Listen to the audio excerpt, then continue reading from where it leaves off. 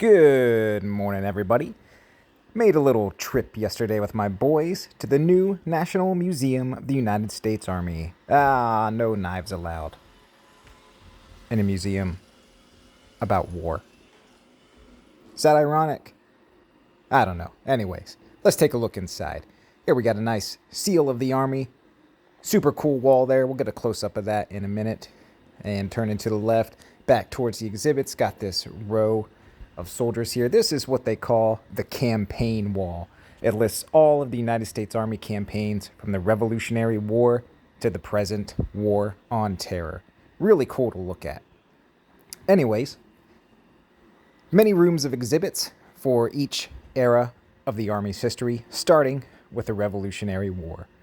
Lots of uniforms and weapons, cool videos. Here we got the American Civil War. Somebody trying to touch the exhibits there. Can't do that. Lots of photos. Stuff to read. Look, First Blood, Rambo in the Civil War. How about that? Just kidding. Here we got some sharp, pointy stuff. Anyways, this museum is great. Look at this. Look at this. General Sherman's hat. And an original Henry rifle. Super cool. There we got a nice little dagger. I think this is from the early 1900s. Philippine invasion, Spanish-American War.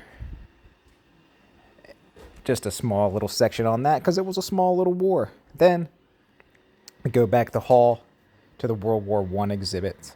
Check this thing out. Super cool. Super cool. My little boy loved this part right here because you walk over this glass pathway. It's got like dirt from the trenches underneath. And of course, World War II probably had the largest exhibit because it was such a huge, important war in the history of our nation and, well, the rest of the world too. All kinds of uniforms, posters from the era, Japanese flag, the land of the rising sun. This is super dark right here, but there was a really cool katana, so I got to include that for my buddies, like Steel Forged and Fire, Sword and Knife, and Eric Hussein, and Carl Ruger. Hope you're feeling better.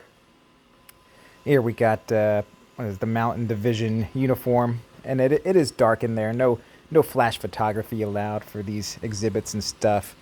Got some kind of combat knife there. I forget what it was. But this part was super cool. This globe to show actions and video throughout the war. Man, that was a cool exhibit. Here we got some machetes, M3 trench knife, different combat uniforms, BDUs, whatever you want to call them. Helmets, hats, Cattaraugus fighting knife. Different types of rifles. These are Japanese. Here we go. There's another katana. You can see a little bit better. And another. This one is super cool. Owned by a Japanese general. And if you can see on the sign here, that sword dates back to 1750. How cool is that? And this is a wall dedicated to the invasion of France. D-Day, as it's popularly known. And this was a really cool exhibit here, showing all of the wounded and dead soldiers in World War II. And keep in mind, those numbers are just the Army, not the other branches of the military.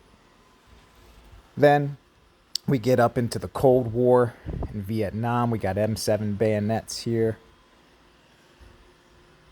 The M16, M14 rifles. The really cool Cold War exhibit over here with that glass map.